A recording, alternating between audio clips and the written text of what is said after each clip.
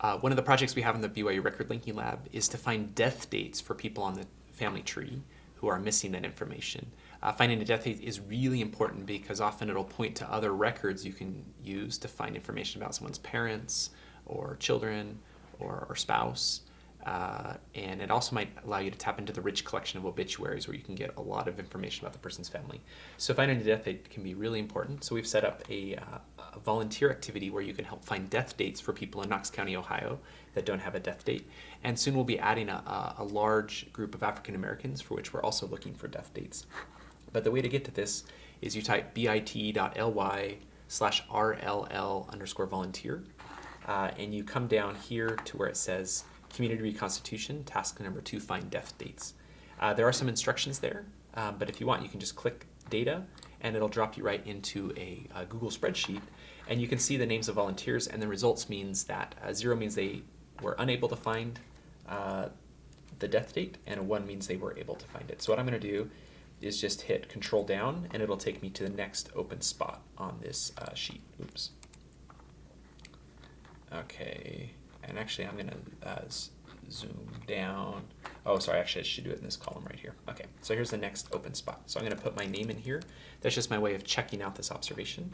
And then I'm just going to copy that PID and go into familysearch.org, and then I just hit family tree find, and then I find by ID, and I paste that in, and it takes me to this person.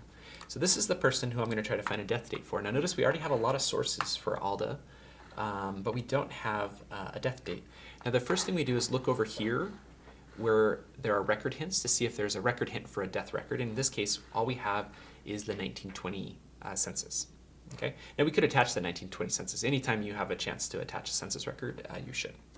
It also says search records, so let's check on family search and see if any death records come up. So we can kind of zoom down here and notice we're not seeing any death records.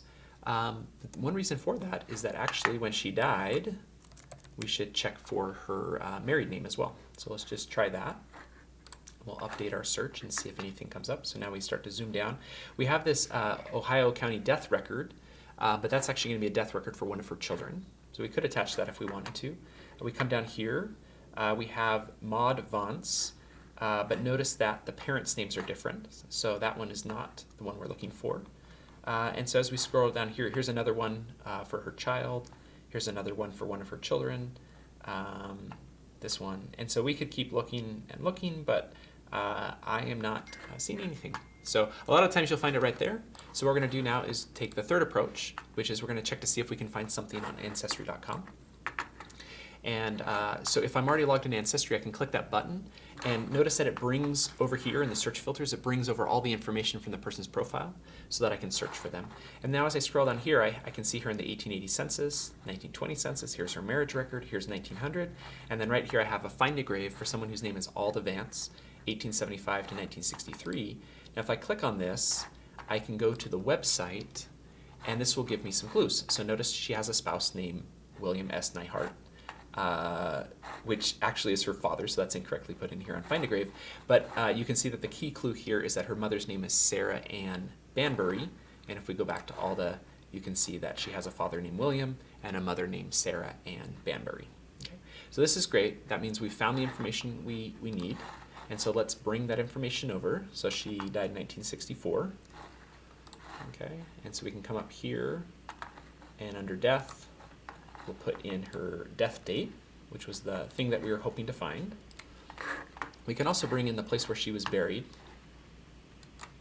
We'll copy that and put that back on the profile right here under burial.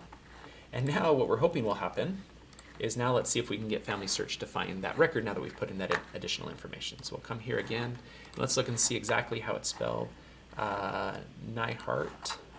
So it should be able to find it, and if not, we can hit Collections and narrow in on the Find a Grave record. So let's hit Show All right here.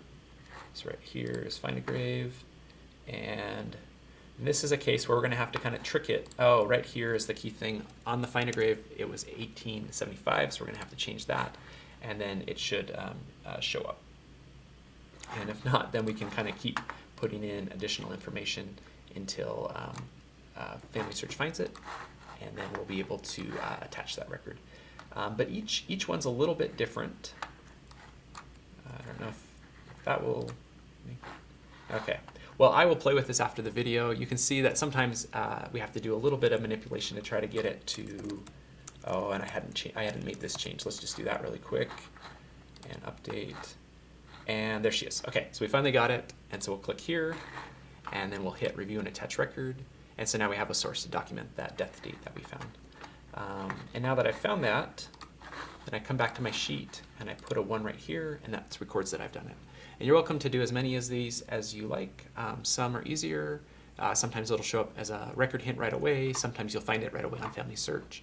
Sometimes you'll have to look for it on Ancestry.com. But these are all just great ways to learn how to find death dates. And often once we find a death date, it'll lead us to other records that will help us grow our family tree. But feel free to use this to teach other people how to find death dates and attach sources, or use it any way that you'd like. Thanks.